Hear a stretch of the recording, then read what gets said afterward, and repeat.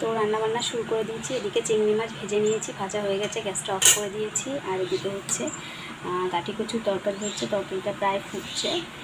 এরপরে চিংড়ি মাছটা দিয়ে দেবো। আর রান্না করছি হচ্ছে এই যে লুটে মাছটা এখন রান্না হয়নি, ওটা করব। এই তরকারিটা হয়ে গেলে ভাত ওদিকে হয়ে গেছে।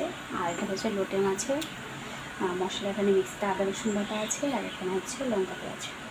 আর এই যে ছেলের জন্য একটা ডিম করে নিয়েছি। ও হচ্ছে লোটে মাছ খেতে ভালোবাসে না, কাটা লাগে তাই। আর মানে একদমই পাতলা পাতলা কাটা, কিন্তু ও খেতে পারে না।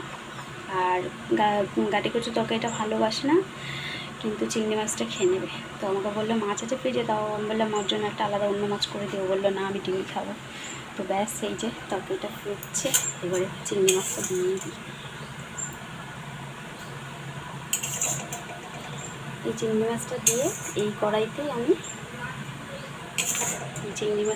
কড়াতেই আমি লোটা মাছটা করে নেবো। তাহলে ব্যাস রান্নাবান্না হয়ে যায়। আর কিছু আশিপাশি তরকারি একটু আছে, সব দিয়ে এই খেয়ে নেবো।